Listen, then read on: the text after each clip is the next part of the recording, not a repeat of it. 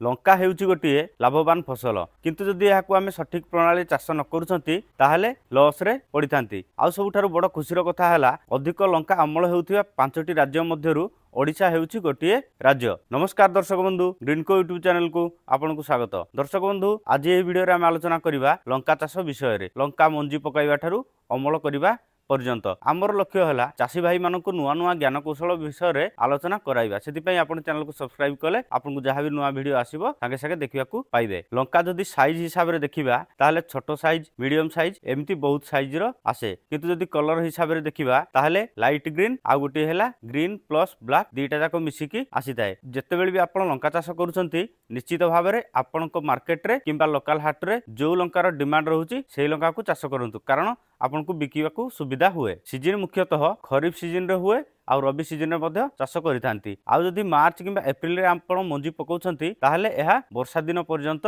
रही थाए। आ खरा दिन रे आमे जदि लंका चारा पकाउथांती ताहले अधिक मात्रा टिके रोग लागि थाए। तो सेति पई आमे निश्चित भाव रे ध्यान देबा आवश्यक। वेराइटी जदि देखिबा ओपी वेराइटी आ F1 हाइब्रिड मंजी मिली थाए। तो निश्चित भाव में जदि आमे व्यवसायिक भितर चाष करूछंती ताहले F1 हाइब्रिड को चाष कले बहुत भल हुए, कारण यह अधिक अमल दे थाए आ रोग प्रतिरोधक शक्ति मध्य एथिरे थाए। आ जदि आपण घरे किचन गार्डन किंबा सेमती व्यवहार करिया पय लगाउछंती निश्चित भाव में ओपी वेराइटी को मध्य आपण चाष करि परिबे। माटी जदि देखिबा उर्वरता माटी दरकार पड़ी थाए आ माटीर पीएच लेवल 6.0 रु 7.0 रहिबा आवश्यक। सेतिपई आमे सब बेले कहिताउ कि आपण निश्चित भाव में माटी परीक्षा करंतु, कारण जदि आपण माटी परीक्षा करूछंती ताहले आपनक माटीर पीएच लेवल केते जानि परिबे। आ मंजी आपण सीडलिंग ट्रे साहाय्य रे मध्य पकाई परिबे। जदि सीडलिंग ट्रे साहाय्य रे पकाउछंती ताहले 25 रु 30 दिन भितर गछ रोइबा पई हे जाय थाए। जदि आपण मल्चिंग साहाय्य रे चाष करूछंती ताहले गछ को गछ 3 फुट धाड़ी को धाड़ी 2 फुट व्यवधान रे आपण लगेई परिबे। आ जदि साधारण तरीका रे आपण मध्य करूछंती धाड़ी को धाड़ी 2 फुट गछ को गछ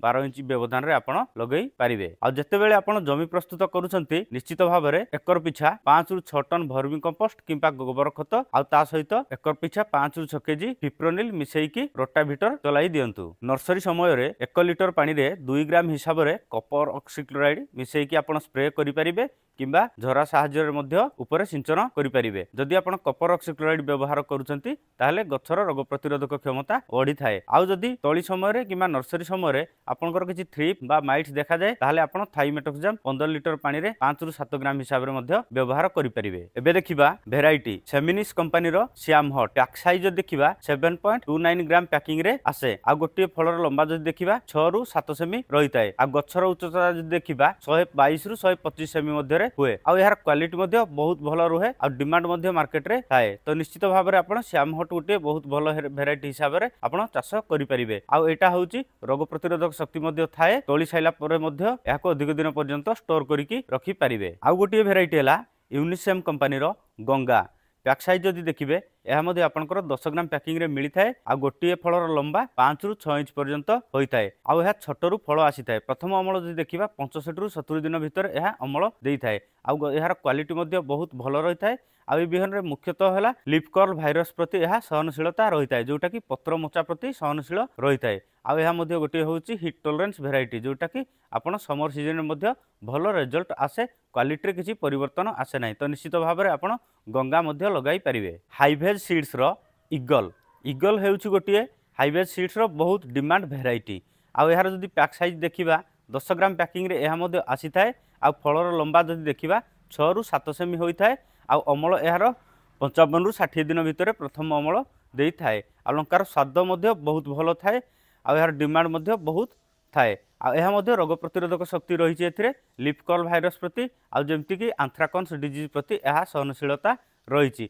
तो आपण मध्य ईगल को गोटे भल बिहन हिसाब रे लगाई पारिबे। आ यार गोटे मुख्य खासियत है आपण याकू अमल कर सारिबा परे आपण जदि याकू सुखेकी मध्य रखुछंती यार क्वालिटी मध्य बहुत भल रुहे। दर्शक बंधु, जदि आपण भी किछि नुआ नुआ वेराइटी लगेकी सफलता हेइछंती ताले निश्चित भाव में आमको शेयर करंतु। आमे चेष्टा करिवु एही चैनल माध्यम रे चाषी भाई मानकू जणाइबा पाई। तो आजिर वीडियो आपनको केमिति लागिला निश्चित भाव में आपनको मतामत दियंतु। आ लाइक करंतु, शेयर करंतु। रहउछु, नमस्कार।